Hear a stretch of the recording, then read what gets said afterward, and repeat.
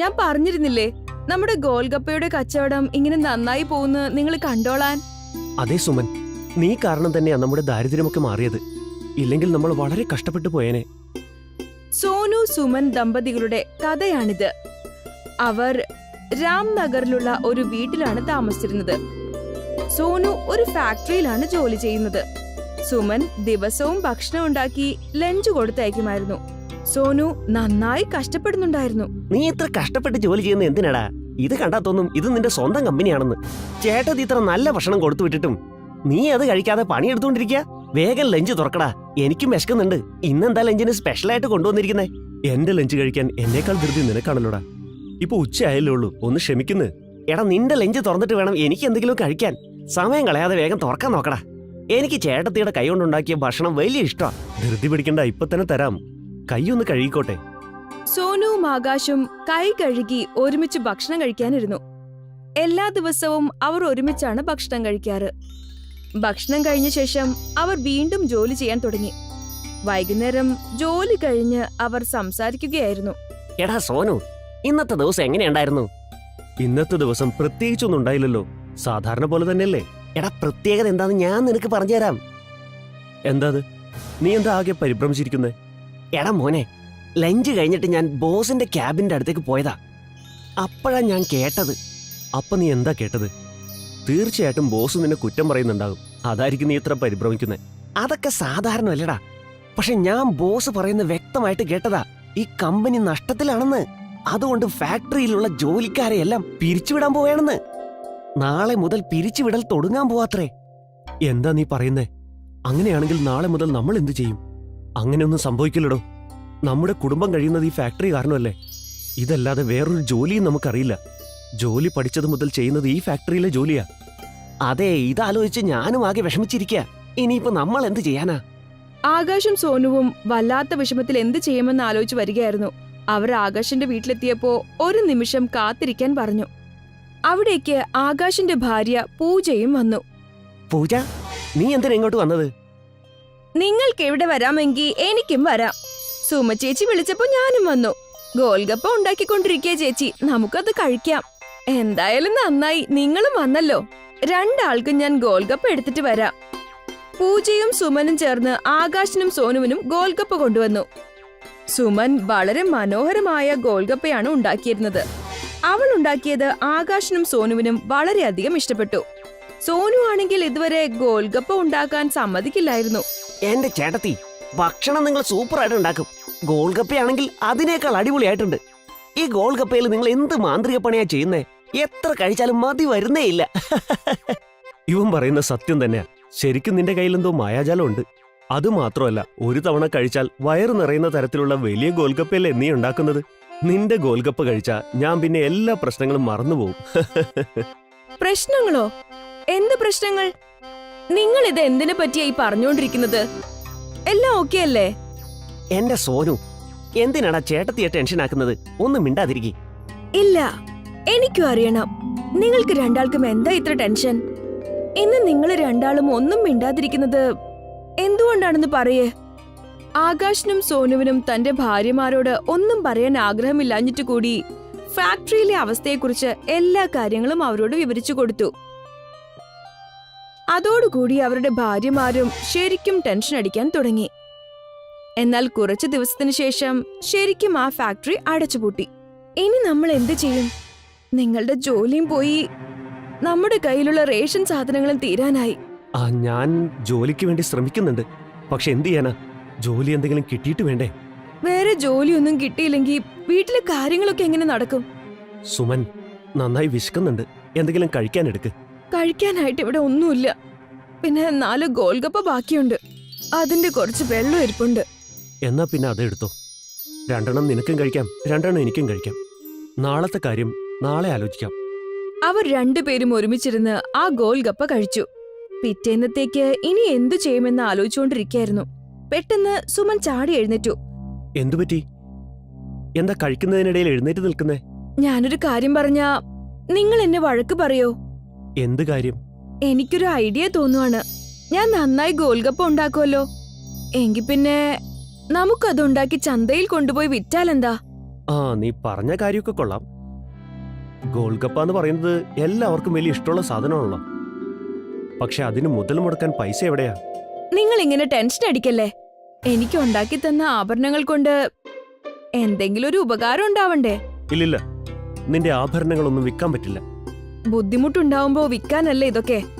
വിശക്കുമ്പോ ഭക്ഷണം തന്നെ വേണ്ടേ, അല്ലാതെ ആഭരണം നമുക്ക് എന്ത് ചെയ്യാനാ?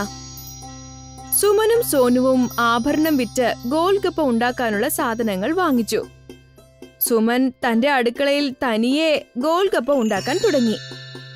സുമനും സോനുവും ചേർന്ന് അതെല്ലാം ചന്തയിൽ കൊണ്ടുപോയി വിൽക്കുന്നതിനുള്ള കാര്യങ്ങൾ റെഡിയാക്കി. ഗോൾഗപ്പേ ഗോൾഗപ്പേ, എരിവും മധുരവുമുള്ള ഗോൾഗപ്പേ. ഗോൾഗപ്പേ ഗോൾഗപ്പേ, എരിവും മധുരവുമുള്ള ഗോൾഗപ്പേ. ഒരു തവണ കഴിച്ചാൽ വീണ്ടും വീണ്ടും കഴിക്കാൻ തോന്നുന്ന ഗോൾഗപ്പേ.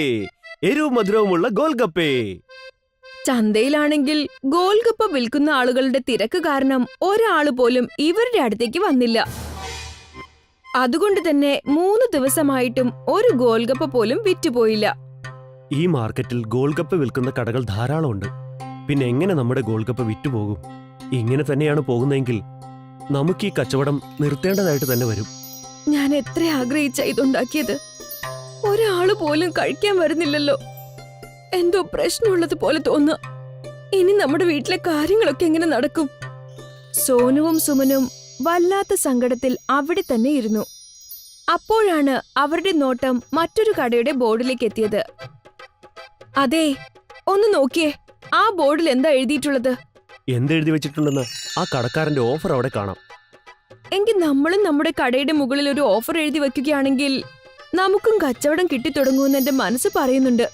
നമ്മുടെ ഗോൾഗപ്പ ഒന്ന് കഴിച്ചു നോക്കാതെ ആളുകൾക്ക് എങ്ങനെയാ ഇഷ്ടാവുന്നത്? എന്നാലല്ലേ ആൾക്കാർ വരികയും ചെയ്യൂ. എനിക്കൊന്നും മനസ്സിലാവുന്നില്ല.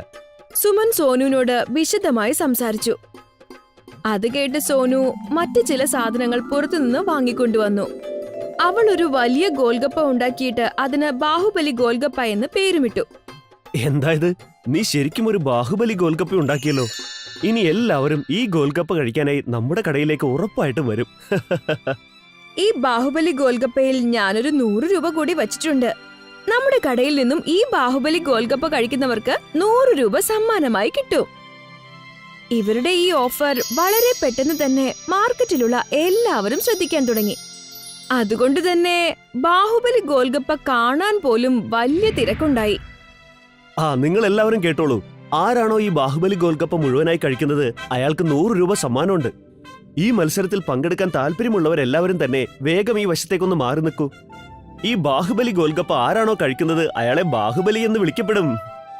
സോനു ഇങ്ങനെ വിളിച്ചു പറയുന്നത് കേട്ട് 2 പേർ മത്സരിക്കാനായി എത്തി. എന്നാൽ അവർക്ക് അത് കഴിച്ചു തീർക്കാനായില്ല. അവരാണെങ്കിൽ ആ മത്സരത്തിൽ തോറ്റുപോയി. ഇത് കണ്ട് ബാഹുബലി ഗോൾഗപ്പ കഴിക്കാനായി ആളുകളുടെ തിരക്കായി. അവിടെ ഒരു വലിയ ക്യൂ തന്നെ വന്നു. എന്റെ ചേട്ടാ, ഇവിടത്തെ ഗോൾഗപ്പയ്ക്ക് ഒരു പ്രത്യേക സ്വാദാണല്ലോ. ഈ മത്സരം എനിക്ക് ജയിക്കാൻ കഴിഞ്ഞില്ലെങ്കിലും നിങ്ങളുടെ ബാഹുബലി ഗോൾഗപ്പയുടെ സ്വാദ് എനിക്ക് വലിയ ഇഷ്ടമായി കേട്ടോ. എന്റെ ചേട്ടാ, ഈ സിമ്പിൾ ഗോൾഗപ്പ കഴിച്ച് കഴിച്ച് ഞങ്ങൾ ബോറടിച്ചിരിക്കുകയായിരുന്നു. അപ്പോഴാ നിങ്ങളുടെ ഈ ബാഹുബലി ഗോൾഗപ്പ വരുന്നത്. ഇത് കാണുന്നതേ മനുഷ്യന്റെ വായിൽ വെള്ളം ഊറി തുടങ്ങും. എന്റെ ചേട്ടാ, ഒന്ന് കഴിച്ചു നോക്കുന്നേ. ഈ ചന്തയിൽ ബാഹുബലി ഗോൾഗപ്പ വേറെ ഇല്ല. ഒരു തവണ കഴിച്ചു കഴിഞ്ഞാൽ പിന്നെ നിങ്ങൾ തീർച്ചയായും രണ്ടാമതും വാങ്ങി കഴിക്കും. എന്താ ചേട്ടാ പറയുന്നേ? ഈ ബാഹുബലി ഗോൾഗപ്പ അത്ര നല്ലതാണോ? ഞാൻ പറയുന്നത് വിശ്വാസം ആവുന്നില്ലെങ്കിൽ പിന്നെ നിങ്ങൾ തന്നെ കഴിച്ചു നോക്കുന്നേ. ജയിച്ചു കഴിഞ്ഞാൽ 100 രൂപയാ സമ്മാനം കിട്ടുന്നേ. അവിടെയുള്ള എല്ലാവരും തമ്മിൽ തമ്മിൽ ബാഹുബലി ഗോൾഗപ്പയെ കുറിച്ച് സംസാരിക്കാൻ തുടങ്ങി. ചന്തയിലുള്ള എല്ലാവരും ഈ ഗോൾഗപ്പ കഴിക്കാനായി വരാൻ തുടങ്ങി. അങ്ങനെ അവരുടെ ഈ ഷോപ്പ് ബാഹുബലി ഗോൾഗപ്പ ഷോപ്പ് എന്ന് അറിയപ്പെടാനും തുടങ്ങി. ഈ ചന്തയിൽ ഒരു നദ്ദി ഫയൽമാൻ എന്നു പേരുള്ള ആളുണ്ടായിരുന്നു. അയാൾ എല്ലാ ഗോൾഗപ്പ ഷോപ്പിൽ പോയിട്ട് ഫ്രീ ആയി കഴിക്കുമായിരുന്നു. അയാൾ സോനുവിന്റെ കടയിൽ നിന്നും അങ്ങനെ കഴിക്കാനായി വന്നു. ഓഹോ, ചന്തയിൽ പുതിയൊരു കട തുടങ്ങിയിരിക്കുന്നു അല്ലേ? വേഗം തന്നെ ഒരു 5 പ്ലേറ്റ് ഗോൽഗപ്പ എനിക്കുണ്ടാക്കി തന്നേ. ഗോൽഗപ്പ എന്തായാലും ഞാൻ നിങ്ങൾക്ക് ഉണ്ടാക്കി തരാം. കഴിച്ചു കഴിഞ്ഞ് തീർച്ചയായും നിങ്ങൾ അഭിപ്രായം പറയണം. മാത്രമല്ല 5 ഗോൽഗപ്പ മുഴുവൻ കഴിക്കുകയാണെങ്കിൽ 1 വർഷം മുഴുവൻ ഫ്രീ ആയി നിങ്ങൾക്ക് ഞാൻ ഗോൽഗപ്പ തരും. അല്ല, ഇത്രയേ ഉള്ളൂ കാര്യം. ഒരു കാര്യം ചെയ്, ഈ മത്സരത്തിൽ ഒരു കാര്യം കൂടി നീ കൂട്ടിച്ചേർത്തോ. ഒരു ഗോൽഗപ്പയല്ല, 5 ബാഹുബലി ഗോൽഗപ്പകൾ ഞാൻ നിനക്ക് തിന്ന് കാണിച്ചു തരാം. 5 എണ്ണം.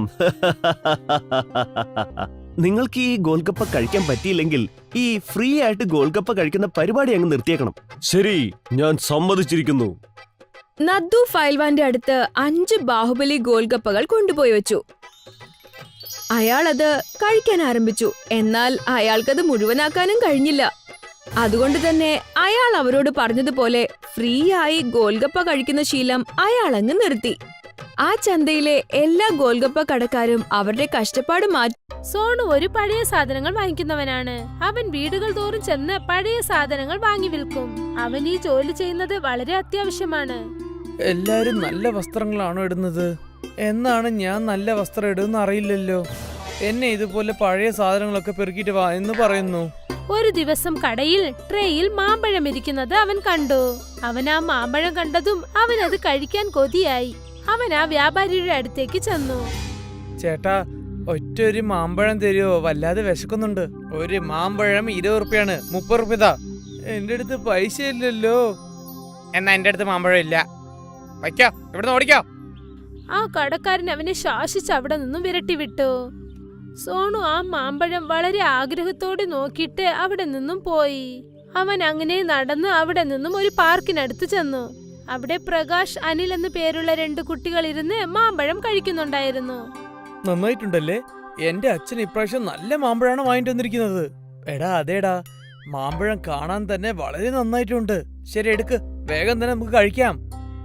ഇതൊന്നും സാധാരണ മാമ്പഴമല്ല, വളരെ വിനോദമായ മാമ്പഴമാണ്.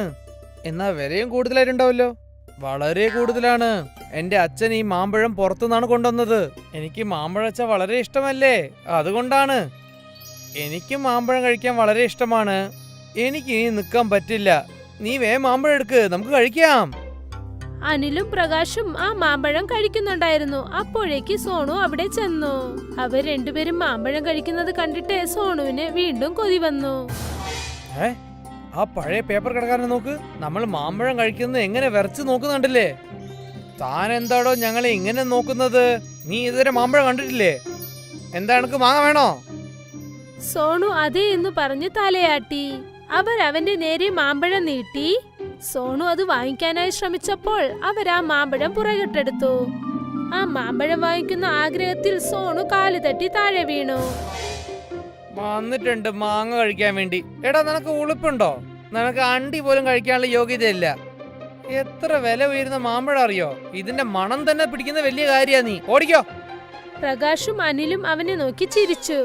സോണു വളരെ വിഷമത്തോടെ അവിടെ നിന്ന് പുറപ്പെട്ടു പോയി. തോളിൽ ആ പഴയ ചാക്കുമൂട്ടയും ചുമന്നുകൊണ്ട് പോയി. അവൻ അതുവഴി പോകുമ്പോൾ ഒരു വയസ്സായ സ്വാമിജി തറയിൽ മയങ്ങി വീണു കിടക്കുന്നത് അവൻ കണ്ടു. അദ്ദേഹത്തെ കണ്ടതും അവൻ ഓടി അദ്ദേഹത്തിനടുത്തേക്ക് ചെന്നു. സ്വാമിജി, എന്തു പറ്റി നിങ്ങൾക്ക്? എന്താ നിങ്ങൾ മയങ്ങി കിടക്കുന്നത്? ഇദ്ദേഹത്തിന് ഞാൻ വെള്ളം കൊടുക്കണമല്ലോ. സോണു അവിടെ നിന്നും ഓടിച്ചെന്ന് തൊട്ടടുത്തുണ്ടായിരുന്ന നദിയിൽ നിന്നും വെള്ളം എടുത്തുകൊണ്ട് വന്നു. ആ വെള്ളം സ്വാമിജിയുടെ മുഖത്തിലേക്ക് തെളിച്ചു. അപ്പോഴാണ് ആ സ്വാമിജി കണ്ണു തുറന്നു നോക്കിയത്. സോണു തന്റെ അടുത്തിരിക്കുന്നത് കണ്ടിട്ട് ആ സ്വാമിജി പറഞ്ഞു, ആരാണ് മോനെ നീ? ഇവിടെ നീ എന്തു ചെയ്യാണ്? ഞാൻ എങ്ങനെ ഇവിടെ മയങ്ങി കിടക്കുന്നത്? എനിക്കൊന്നും ഓർമ്മയില്ല മോനെ. സ്വാമിജി, ഈ ഭയങ്കര വെയിൽ കൊണ്ടാണ് നിങ്ങൾ ഇവിടെ മയങ്ങി കിടക്കുന്നത്. ഞാൻ അടുത്തുള്ള നദിയിൽ നിന്ന് വെള്ളം എടുത്തിട്ടാണ് നിങ്ങൾ എടുത്തിട്ടത്. പിന്നെ കുടിക്കാനും തന്നു. അതിനുശേഷമാണ് നിങ്ങൾ കണ്ണു തുറന്നു നോക്കിയത്. നിനക്ക് വളരെ വളരെ നന്ദിയുണ്ട് മോനെ. നീ എന്നെ ഇത്രയും നോക്കിയല്ലോ. സ്വാമിജി, അതെന്റെ കടമയാണ്. അത് ശരി, നീ എന്താ ഇത്ര ശോകമായിട്ടുള്ളത്? നിന്നെ ആരെങ്കിലും വല്ലതും പറഞ്ഞോ മോനെ? സോണു ആ സ്വാമിജിയോട് നടന്നതൊക്കെ പറഞ്ഞു. പിന്നീട് അവൻ തനിക്ക് മാമ്പഴം വേണമെന്ന ആഗ്രഹം അദ്ദേഹത്തോട് പറഞ്ഞു. സ്വാമിജി സോണു പറഞ്ഞതെല്ലാം കേട്ടിട്ട് അവനെ സമാധാനിപ്പിച്ചിട്ട് അവനോട് പറഞ്ഞു, സോനു, നീ എന്നെ സഹായിച്ചിട്ടുണ്ട്. ഞാൻ നിനക്ക് ഈ കമണ്ടലം തരാം മോനെ. ഇതിലിരുന്നാണ് മാമ്പഴം ചാറ് വരാറ്. നീ എത്ര പ്രാവശ്യം ചായക്കുന്നുണ്ടോ അത്രയും പ്രാവശ്യം മാമ്പഴം ചാറ് വരും. നിനക്ക് എത്ര പ്രാവശ്യം ആയാലും എത്ര വേണമെങ്കിലും നിനക്ക് മാമ്പഴം ചാറ് കുടിക്കാൻ പറ്റും. സ്വാമിജി സോണിന്റെ കയ്യിൽ ആ കമണ്ഡലം കൊടുത്തു. കമണ്ഡലം കിട്ടിയതും സോണുവിന് ഒരുപാട് സന്തോഷമായി. പിന്നെ തന്റെ ആഗ്രഹം തീരുന്നതുവരെ അവൻ മാമ്പഴ ജ്യൂസ് കുടിച്ചു. അവൻ മാത്രം കുടിക്കാതെ തന്നോടൊപ്പമുള്ള പാവപ്പെട്ടവർ എല്ലാവർക്കും അവൻ ആ ജ്യൂസ് നൽകി. അവർക്കെല്ലാവർക്കും സന്തോഷമായി. ഒരു ദിവസം സോണു കമണ്ഡലത്തിൽ നിന്നും മാമ്പഴ ജ്യൂസ് കുടിച്ചുകൊണ്ടിരിക്കുമ്പോൾ അവൻ അത് തന്റെ കൂട്ടുകാർക്കു നൽകി. അപ്പോൾ അനിലും പ്രകാശും അത് കണ്ടു. പ്രകാശ്, ഇവനാ അണ്ടിച്ചക്കനല്ലേ? ഇവനല്ലേ നമ്മൾ കഴിക്കാൻ ആ മാങ്ങ തരാത്തത്? ഇവനല്ലേ എന്ന് നമ്മൾ അടിച്ച് ഓടിപ്പിച്ചത്? അതേ പഴയ സാധനം വെക്കുന്നവനല്ലേ? ആ, അവൻ തന്നെയാണ്. പക്ഷെ ഇവൻ പേപ്പർ പെറുക്കുന്നവനല്ലേ? ഇവന് എങ്ങനെയാണ് ഇത്രയും കോസ്റ്റ്ലി ആയിട്ടുള്ള മാമ്പഴം ജ്യൂസ് കിട്ടിയത്? അതും ഇത്രയും മാമ്പഴം ജ്യൂസ്? അത് ഇവൻ മറ്റുള്ളവർക്കും കൊടുക്കുന്നുണ്ടല്ലോ. ഇത് നമ്മൾ കണ്ടുപിടിച്ചേ പറ്റുള്ളൂ മോനെ.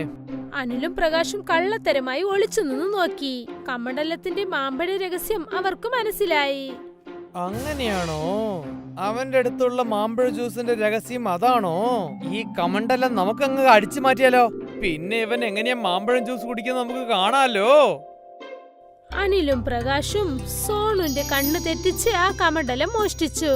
എന്നിട്ട് മലയുടെ മുകളിൽ ചെന്ന് ഒളിച്ചിരുന്നു. അവിടെ ചെന്നതും അവർ രണ്ടുപേർക്കും ഇടയിൽ തർക്കമായി. അതായത് അതിലുള്ള മാമ്പഴ ജ്യൂസ് ആർക്കാണ് സ്വന്തമെന്ന്. താ പ്രകാശ്, ആ കമണ്ഡലം താ. അതിലുള്ള മാമ്പഴ ജ്യൂസ് നമുക്ക് കുടിക്കാം. കമണ്ഡലം ഞാൻ എന്തിനു തരണം? എന്റെ കയ്യിൽ കമണ്ഡലം ഉണ്ടെങ്കിൽ അതിലുള്ള ജ്യൂസ് ഞാനാണ് കുടിക്കുക. എന്താ മനസ്സിലായോ? ഇല്ല ഇല്ല ഇല്ല, കമണ്ഡലത്തിലുള്ള മാമ്പഴ ജ്യൂസ് ഞാനാണ് കുടിക്കാൻ പോകുന്നത്. എവിടെ നിനക്ക് ധൈര്യം ഉണ്ടെങ്കിൽ എന്റെ അടുത്ത് വാങ്ങി നോക്ക്. മാമ്പഴം ജ്യൂസുള്ള കമണ്ഡലം ഇപ്പൊ എന്റെ കയ്യിലാണ് ഉള്ളത്. ഈ കമണ്ഡലം കക്കാൻ ഞാനാണ് കഷ്ടപ്പെട്ടത്. അത് മാത്രമല്ലാതെ ഇതിലുള്ള ജ്യൂസൊക്കെ എനിക്കാണ്. ഞാൻ വേണേ ഇത്ര ബാക്കി ഉണ്ടെങ്കിൽ തരാം. പ്രകാശും അനിലും ആ കമണ്ഡലത്തിന് വേണ്ടി വഴക്കുണ്ടാക്കുകയായിരുന്നു. അപ്പോൾ അവരുടെ കയ്യിലുണ്ടായിരുന്ന കമണ്ഡലം വഴുതി താഴേക്ക് വീണു. പിന്നെ മാമ്പഴ ജ്യൂസ് താഴെ എല്ലാം പോയി. എത്ര പ്രാവശ്യമാണോ ആ കമണ്ഡലം മലയിൽ ഇടിപെടുന്നത്, അത്രയും പ്രാവശ്യം അതിൽ നിന്നും മാമ്പഴം ജ്യൂസ് പുറത്തേക്ക് വന്നു. അവിടെ നിന്നും ഒരു മാമ്പഴ ജ്യൂസ് നദി തന്നെ ഉണ്ടായി. ഞാൻ അപ്പോഴേ പറഞ്ഞതല്ലേ കമണ്ഡലം എന്റെ അടുത്ത് തരാൻ. ഞാൻ ഇതിൽ നിന്ന് മാമ്പഴം ജ്യൂസ് നന്നായിട്ട് എടുത്തേനെ. എല്ലാം നിന്നെ കൊണ്ടാണ് ഇത് എനിക്ക് എടുക്കാൻ പറ്റാതെ കിട്ടിയത്. പിന്നെ ഇത് എത്ര പ്രാവശ്യം മലയിൽ നിന്ന് ഇടി കിട്ടുന്നുണ്ടോ അത്രയും പ്രാവശ്യം മാമ്പഴം ജ്യൂസ് വന്നുകൊണ്ടിരിക്കും. എന്തൊരു കഷ്ടാണല്ലേ. ഇങ്ങനെ തന്നെ വന്നുകൊണ്ടിരുന്നാൽ മാമ്പഴ ജ്യൂസ് നദി തന്നെ. എനിക്കെങ്ങനെ അറിയും ഇത് ഇതുപോലെ നദി പോലെ ഓടുന്ന അറിയില്ലല്ലോ. ഇതൊരു മായമന്ത്രമാണല്ലോ. കുറച്ചു സമയത്തിനകം ആ ഗ്രാമം മൊത്തം മാമ്പഴ ജ്യൂസ് കൊണ്ട് നിറഞ്ഞു. എല്ലാരും ആ മാമ്പഴ ജ്യൂസിൽ നീതി നടക്കുകയായിരുന്നു. എല്ലാവരുടെ വീട്ടിനകത്തും മാമ്പഴ ജ്യൂസ് കൊണ്ട് നിറഞ്ഞു. പിന്നെ സോണു ഈ മാമ്പഴ ജ്യൂസ് വെള്ളത്തിനെ കുറിച്ച് കേട്ടതും തന്നെ അവൻ ഉടൻ തന്നെ ആ കമണ്ഡലത്തിനെ തേടി പോകാൻ തുടങ്ങി. ആ വെള്ളം പോകുന്ന വഴിയിൽ കൂടെ പോയി അവൻ ആ കമണ്ഡലത്തിനടുത്തേക്ക് ചെന്നു. ഈ കമണ്ഡലത്തിലുള്ള മാമ്പഴം ജ്യൂസ് ഒരു വെള്ളം പോലെ വന്നല്ലോ. ഇത് ഞാൻ എങ്ങനെയെങ്കിലും നിർത്തിയേ പറ്റുള്ളൂ. ഇല്ലെങ്കിൽ ഈ ഗ്രാമം മുഴുവൻ മുഴുങ്ങിപ്പോവും. സോണു ആ കമണ്ഡലം തന്റെ കയ്യിൽ എടുത്തു.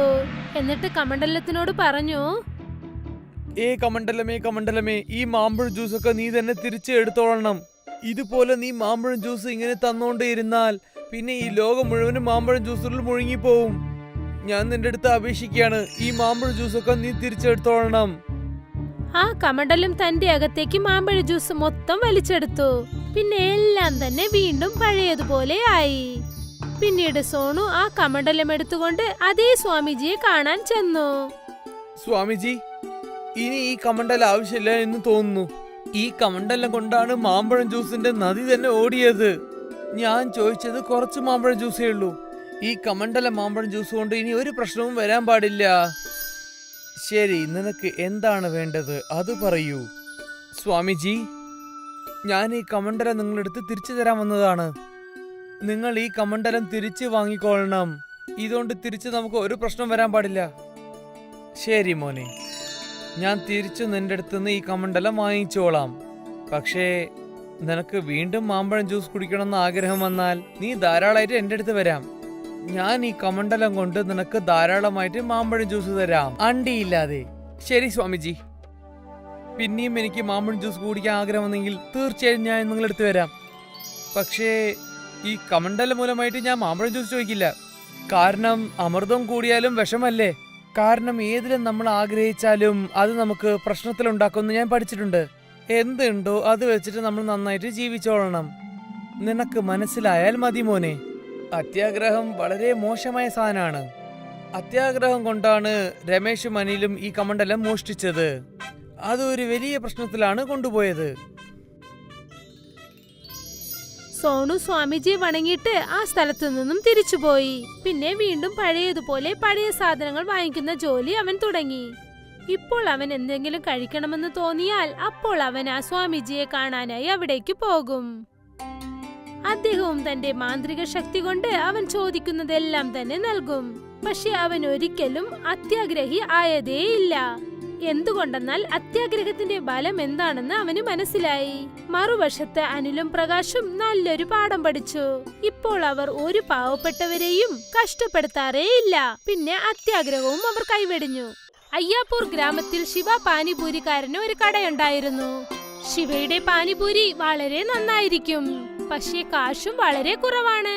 വെറും 10 രൂപയാണ്. അതുകൊണ്ട് ശിവയുടെ പാനിപൂരി എല്ലാവർക്കും ഒരുപാട് ഇഷ്ടമാണ്. ചേട്ടാ, എനിക്ക് എരിവുള്ള പാനിപൂരി ഒന്ന് തരൂ. എനിക്ക് മീഡിയം എരിവിലൊന്ന്. ശരി ചേച്ചി, ഇപ്പൊ തന്നെ തരാം. ശിവ ദിവസവും വൈകുന്നേരം 5 മണിക്ക് പാനിപൂരി കട ഓപ്പൺ ചെയ്യും. പക്ഷേ രാത്രി 9 മണിവരെ അവന്റെ പാനിപൂരി കടയിൽ ആൾക്കാർ വന്നുകൊണ്ടേയിരിക്കും. അവൻ വളരെ സന്തോഷത്തോടെ ഇരുന്നു. പാനിപൂരിയുടെ വരുമാനത്തിൽ അവന്റെ കുടുംബവും നല്ല രീതിയിൽ പോയി. ഇതാ ഭാഗ്യവാൻ, കൊറേ ദിവസമായിട്ട് നീ മുന്നയ്ക്ക് വേണ്ടി ഡ്രസ്സ് ചോദിച്ചില്ലേ? അല്ല, വളരെ നല്ലത്. ഇതില് നീ ചോദിച്ച പുതിയ സാരിയും ഉണ്ട്. ഇപ്പോൾ ഇതിനെന്താ ആവശ്യം? ആവശ്യമില്ലാതെ എങ്ങനെ ഉണ്ടാവും? ഞാൻ മുന്നയ്ക്ക് വേണ്ടി ഡ്രസ്സ് വാങ്ങാൻ പോയി. അങ്ങനെ നിനക്ക് ഞാൻ സാരിയും വാങ്ങിട്ട് വന്നു. നിനക്ക് ഇഷ്ടായില്ലേ? വളരെ സന്തോഷം ചേട്ടാ. അങ്ങനെ തന്നെ. എനിക്ക് അറിയാലോ നിനക്ക് സാരി വളരെ ഇഷ്ടമാണെന്ന്. അതുമാത്രമല്ലാതെ നിനക്ക് ഇഷ്ടപ്പെട്ട കളറിലാണ് ഞാൻ വാങ്ങിട്ട് വന്നത്. അതെ ചേട്ടാ. പിന്നെ ഇതാ, ഈ മാസത്തിന്റെ വീട്ടു ചെലവ് കാശും ഉണ്ട്. മുന്നേ എന്റെ സ്കൂൾ ചെലവ് കാശും ഉണ്ട്. ഈ മാസം 10,000 ഞാൻ ചേർത്ത് വെച്ചിട്ട് ബാങ്കിൽ ഞാൻ ഡെപ്പോസിറ്റും ചെയ്തിട്ടുണ്ട്. എങ്ങനെയുണ്ട്? വളരെ നല്ലത്. എപ്പോഴും ദൈവത്തിന്റെ അനുഗ്രഹം നമ്മുടെ കൂടെ വേണം. ആഹാ.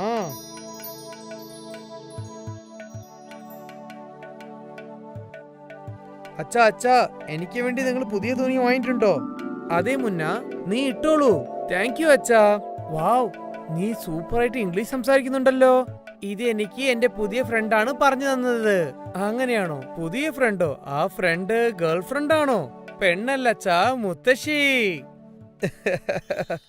ഇന്നും വേറെ എന്താണ് നിനക്ക് പറഞ്ഞു തന്നത്? കൊറേ പറഞ്ഞു തന്നിട്ടുണ്ട്. വേറെ കൊറേ കഥകളും പറഞ്ഞു തന്നിട്ടുണ്ട്. വളരെ നല്ലത്. എപ്പോഴെങ്കിലും ആ മുത്തശ്ശിനെ നീ വീട്ടിലേക്ക് കൊണ്ടുവരണം കേട്ടോ. അടുത്ത പ്രാവശ്യം ഞാൻ തീർച്ചയായിട്ടും കൊണ്ടുവരാം അച്ഛാ. നല്ലത് മോനെ. അടുത്ത കുറച്ചു മാസങ്ങൾക്ക് ശിവയുടെ പാനിപൂരി കട വളരെ നന്നായി പോയിക്കൊണ്ടിരുന്നു. അവന് വരുമാനവും നല്ല രീതിയിൽ വന്നുകൊണ്ടേയിരുന്നു. പ്രതീക്ഷിക്കാതെ ആഹാര സാധനങ്ങളുടെ വിലയെല്ലാം അധികമായി. ഒരു ദിവസം ശിവ ആവശ്യത്തിനുള്ള സാധനങ്ങൾ വാങ്ങിക്കാനായി പോയപ്പോൾ, ചേട്ടാ, പച്ചപ്പട്ടാണി 5 കിലോ തരൂ ചേട്ടാ. തരാ ചേട്ടാ, പക്ഷേ അതിനു മുമ്പ് ഒരു കാര്യം ഞാൻ പറയാം. പച്ചപ്പട്ടാണിന്റെ വില വളരെ കൂടിയിട്ടുണ്ട്. ആദ്യം കിലോന് 100 രൂപയായിരുന്നു, ഇപ്പൊ 150 രൂപയായി. എന്റെ ദൈവമേ, ഇത്രയായോ? ചേട്ടാ, നമ്മളെ കൊണ്ട് എന്ത് ചെയ്യാനാ? നമ്മളെ കൊണ്ട് വാങ്ങിക്കുന്നു, വിൽക്കുന്നുണ്ട്, അത്രേ ഉള്ളൂ. പക്ഷേ പച്ചപ്പട്ടാണി ഇടാതെ നമുക്ക് പാനിപൂരി ഉണ്ടാക്കാൻ പറ്റില്ലല്ലോ. കുഴപ്പമില്ല, ശരി, നിങ്ങൾ 5 കിലോ തരൂ. ശരി ചേട്ടാ. ശിവ 5 കിലോ പട്ടാണി കടല മാത്രം വാങ്ങിയിട്ട് അവിടെ നിന്ന് പോയി. വീട്ടിലേക്ക് പോയതിനു ശേഷം, ഇവിടെ കണ്ടില്ലേ ഉമ്മ, വിലവാസി എത്ര കൂടിയിട്ടുണ്ടെന്ന് അറിയോ? സൂപ്പർ മാർക്കറ്റില് എല്ലാ സാധനത്തിനും വളരെ വില കൂടിയിട്ടുണ്ട്. ഈ പട്ടാണിന്റെ വില 100 രൂപയായിരുന്നു, ഇപ്പൊ അത് 150 രൂപയായി. എന്ത് ചെയ്യാനാ? ഇപ്പോ എന്തു ചെയ്യാനാ? നിങ്ങൾ പാനിപൂരിയുടെ വില അല്പം അധികമാക്കൂ. വില അധികമാക്കിയാൽ പാനിപൂരി എങ്ങനെ വിൽക്കാനാ? പാനിപൂരി ആർക്കാണോ വേണ്ടത് അവർ തീർച്ചയായും കഴിക്കുമല്ലോ. ഹാ, അതും ശരി തന്നെയാണ്. നിങ്ങൾ പ്ലേറ്റ് 10 രൂപയ്ക്ക് പകരം 15 രൂപയ്ക്ക് വിൽക്കൂ. ശരിയാണ്, ഇതും ഒരു നല്ല ഐഡിയ തന്നെയാണ്. ശിവ വില അധികരിക്കാമെന്ന് കരുതി. അടുത്ത ദിവസം അവന്റെ കടയിലേക്ക് കഴിക്കാനായി ഒരാൾ വന്നപ്പോൾ, ചേച്ചി, വിലയൊക്കെ വല്ലാതെ കൂടിപ്പോയിട്ടുണ്ട് ചേച്ചി. ഇപ്പൊ പ്ലേറ്റിന് 15 രൂപയാണ്. എന്താ ഒരു പ്ലേറ്റ് എടുക്കട്ടെ? ദൈവമേ, 5 രൂപ അധികമായോ? ഞാൻ എന്ത് ചെയ്യണ ചേച്ചി? 10 രൂപയ്ക്ക് ഞാൻ തന്നാ എനിക്ക് ലാഭമേ കിട്ടില്ല ചേച്ചി. എല്ലാ സാധനത്തിനും വില കൂടിയിട്ടുണ്ട്. ശരി, തരൂ ചേട്ടാ, പക്ഷെ നന്നായിട്ടിട്ട് തരൂ. ശരി ചേച്ചി. കുറച്ചുപേർ 15 രൂപയ്ക്ക് അത് വാങ്ങി കഴിച്ചു. പക്ഷേ മറ്റു ചിലർ വില കേട്ടതും അവിടെ നിന്നും തിരിച്ചുപോയി. ഇവിടെ നോക്കൂ ചേട്ടാ, പ്ലേറ്റിന് 15 റുപ്യാണ്. എന്റെ ദൈവമേ, എനിക്കത് വേണ്ട. ഇത്രയും നീ വില കൂട്ടിയോ? എനിക്കത് വേണ്ട. നീ ഞങ്ങളടുത്ത് കാശ് അടിക്കുകയാണോ? ഇപ്പോൾ ശിവയെ കൊണ്ട് എന്ത് ചെയ്യാൻ പറ്റും? 10 രൂപയ്ക്ക് അവനെ കൊണ്ട് പാനിപൂരി വിൽക്കാനും പറ്റില്ല. ആ ദിവസം ശിവയുടെ വ്യാപാരം വളരെ കുറവായിരുന്നു. അവൻ വിഷമത്തോടെ വീട്ടിലേക്ക് വന്നു. എന്തു പറ്റി ചേട്ടാ? ഇന്ന് കുറെ പേര് വില കൂട്ടിയിട്ടുണ്ടെന്ന് പറഞ്ഞിട്ട് ആരും കഴിച്ചിട്ടും ഇല്ല. ഒരു പ്രശ്നവുമില്ല. പതുക്കെ പതുക്കെ ആൾക്കാർക്ക് ഈ വിലയും ഇഷ്ടമാകും. എനിക്ക് വിശ്വാസമില്ല. നിങ്ങൾ ഒരുപാട് വിഷമിക്കേണ്ട. കുറച്ച് ദിവസത്തിനകം എല്ലാം തന്നെ ശരിയാകും. ശരി തന്നെ. അടുത്ത ദിവസം വീണ്ടും ശിവ പാനിപൂരി കട ഓപ്പൺ ചെയ്തു. ഇന്നും അത് തന്നെയാണ് സംഭവിച്ചത്. കുറച്ചുപേർ പാനിപൂരി കഴിച്ചു, കുറച്ചുപേർ വില കേട്ടതും അവിടെ നിന്ന് തിരിച്ചുപോയി. വരുന്നവരൊക്കെ എങ്ങനെ തിരിച്ചു പോയാ പിന്നെ വ്യാപാരത്തിന് എന്ത് ചെയ്യാനാ? ഞാനിപ്പോ എന്തെങ്കിലും ചെയ്തേ പറ്റുള്ളൂ. അന്ന് ശിവ പെട്ടെന്ന് തന്നെ കട മൂടിയിട്ട് പോയി. എന്നിട്ട് വീട്ടിലേക്ക് വന്നു. മുന്നേ എവിടെ പോയതാ? അവൻ അവിടേക്ക് പോയിരിക്കാ. ചോദിച്ചപ്പോൾ ആ അമ്മുമ്മയെ ഇന്ന് വീട്ടിലേക്ക് കഴിക്കാൻ കൊണ്ടുവരാമെന്ന് പറഞ്ഞു. അങ്ങനെയാണോ? എന്തുപറ്റി? എന്താ നിങ്ങൾ ഇന്നും വിഷമിച്ചിരിക്കുന്നത്? നിനക്കറിയാലോ, ഇന്നും ജനങ്ങൾ വില ചോദിച്ചിട്ടാണ് തിരിച്ചു പോയത്. ഇതിനു ശേഷം നമ്മൾ എന്ത് ചെയ്യാനാ നീ പറയുന്നത്? നിങ്ങൾ ഒരുപാടൊന്നും വിഷമിക്കല്ലേ. അപ്പോൾ പെട്ടെന്ന് കതക് തട്ടുന്ന ശബ്ദം കേട്ടു. നന്ദുവും മുത്തശ്ശിയും അവിടേക്ക് വന്നു. വരൂ അമ്മേ, വരൂ. നിങ്ങൾ രണ്ടുപേരും സംസാരിക്കുന്നത് കേട്ടു. എന്തെങ്കിലും പ്രശ്നമുണ്ടോ? എന്ത് പറയാനാ മുത്തശ്ശി, പ്രശ്നങ്ങൾ കുറെ ഉണ്ടല്ലോ. ഞാൻ 10 റുപ്യക്ക് പാനിപൂരി വിറ്റപ്പോൾ എല്ലാം ശരിയായിട്ടാണ് പോയത്. വില കൂട്ടിയതിനു ശേഷം ഞാൻ 10 റുപ്യുള്ള പാനിപൂരിയെ 15 റുപ്യക്ക് വിൽക്കുമ്പോൾ ഒരാളും വന്നിട്ടും ഇല്ല, ആരും കഴിക്കുന്നുമില്ല. വരുന്നവരൊക്കെ വിലയും ചോദിച്ചിട്ട് ആരും കഴിക്കാതെയാണ് തിരിച്ചു പോയത്. എന്റെ കയ്യിൽ നിങ്ങളുടെ ഈ രണ്ടുപേരുടെയും പ്രശ്നത്തിന് ഒരു പരിഹാരമുണ്ട്. നിൽക്കൂ, ഞാൻ ഇപ്പോൾ വരാം. മുത്തശ്ശി ഇത് പറഞ്ഞിട്ട് അവരുടെ വീട്ടിലേക്ക് പോയി. കുറച്ചു സമയത്തിനകം ഒരു ഡപ്പ എടുത്തുകൊണ്ട് അങ്ങോട്ട് വന്നു. ഇത് വാങ്ങിച്ചോ മോനെ. ഇതെന്താണ് മുത്തശ്ശി? ഇതൊരു മാന്ത്രിക ഉപ്പാണ്. നീ ഈ ഉപ്പ് പാനിപൂരിക്ക് മാവ് കുഴയ്ക്കുമ്പോൾ ചേർത്തോ. പക്ഷെ അതിൽ ഒരു തുള്ളി മാത്രമേ ചേർക്കാവൂ. അതുകൊണ്ട് എന്താണ് നടക്കാൻ പോകുന്നത്? നീ ആദ്യം കലക്കി നോക്ക് മോനെ. ശിവ ആ ഡപ്പ എടുത്തുകൊണ്ട് നേരെ നടന്ന് അവന്റെ അടുക്കളയിലേക്ക് ചെന്നു. അവൻ മാവ് ഉരുട്ടാൻ തുടങ്ങി. എന്നിട്ട് ആ മാവിൽ ഒരു പിഞ്ച് അമ്മുമ്മ കൊടുത്ത ഉപ്പ് ആഡ് ചെയ്തു. ഇപ്പോഴും ഒന്നും നടന്നിട്ടില്ലല്ലോ അമ്മേ. നോക്കിക്കൊണ്ടേ ഇരിക്കും മോനെ. ശിവ മാവിനെ ഭൂരിയാക്കി മാറ്റി. അവൻ ആ ഭൂരി എടുത്ത് എണ്ണയിലിട്ട് പൊരിക്കാൻ തുടങ്ങിയതും തന്നെ ഭൂരികളുടെ നിറം മാറി. ഒരു ഭൂരി ചുവന്ന നിറത്തിലായിരുന്നു, മറ്റേത് പച്ച നിറം, മറ്റൊന്ന് വയലറ്റ്, മറ്റൊന്ന് മഞ്ഞ. എന്താ ഇത്? ഇതാണ് മോനെ ആ അത്ഭുതം. ഈ മാന്ത്രിക ഉപ്പ് ഒരിക്കലും തീർന്നു പോകില്ല. പിന്നെ ഈ കളർഫുള്ളായ പാനിപൂരിക്ക് ആര് വേണമെങ്കിലും അധികം കാശ് നൽകും. അതെ അമ്മേ, വളരെ നന്ദിയുണ്ട്. നിങ്ങൾക്ക് പൂർണ്ണമായിട്ട് നന്ദിയുണ്ട്. ഇനി എന്റെ പ്രശ്നത്തിന് ഒരു തീരുമാനം വന്നു കഴിഞ്ഞു. ഞാൻ എന്റെ പേരക്കുഞ്ഞിനു വേണ്ടി ഇതുപോലും ചെയ്യില്ലേ? എന്താ മകനെ നന്ദു? ശരിയാണ് മുത്തശ്ശി. കളറായ പാനിപൂരി കണ്ടപ്പോൾ എല്ലാവർക്കും സന്തോഷമായി. എല്ലാവരും ഒന്നിച്ചിരുന്ന് വളരെ സന്തോഷത്തോടെ ആഹാരം കഴിച്ചു. അടുത്ത ദിവസം രാവിലെ ശിവ കട തുറന്നതും എല്ലാവരും ആ കളർഫുള്ളായ പാനിപൂരി കണ്ട് ഒരുപാട് അതിശയിച്ചു. എന്താ ചേട്ടാ, കളറായിട്ടുണ്ടല്ലോ. ഇത്രയും കളർഫുൾ ആണോ? ആഹാ, ഇത് എന്റെ സ്പെഷ്യൽ കളർ പാനിപൂരിയാണ്. വെറും 20 റുപ്യയുള്ളൂ. ശിവ അവന്റെ കസ്റ്റമേഴ്സിന് കളർഫുൾ ആയ പാനിപൂരി നൽകാൻ തുടങ്ങി. ആ കളർഫുൾ ആയ പാനിപൂരിയുടെ ടേസ്റ്റും വ്യത്യാസമായിരുന്നു. വളരെ നന്നായിട്ടുണ്ട്. ആദ്യമായിട്ടാ ഇത്ര വ്യത്യാസമായ പാനിപൂരി കഴിക്കുന്നത്. വളരെ നന്ദിയുണ്ട് ചേച്ചി. ആരൊക്കെയാണ് ശിവയുടെ ആ പാനിപൂരി കഴിക്കുന്നത്, അവരൊക്കെ അവനെ പുകഴ്ത്താതെ പോയതേ ഇല്ല. വീണ്ടും ഒരു പ്രാവശ്യം ശിവയുടെ പാനിപൂരി വ്യാപാരം നന്നായിട്ട് ചൂടുപിടിച്ചു. ഇപ്രാവശ്യം അവന്റെ കസ്റ്റമേഴ്സും വരുമാനവും അധികരിച്ചു. കളർ പാനിപൂരിയുടെ സഹായം കൊണ്ട് ശിവയുടെ വരുമാനം വീണ്ടും വീണ്ടും അധികരിച്ചു. കുറച്ചു ദിവസത്തിനകം തന്നെ അവൻ ഒരു പുതിയ വീട് വാങ്ങി. കളർ പാനിപൂരി ശിവയുടെ ജീവിതം തന്നെ മാറ്റിമറിച്ചു.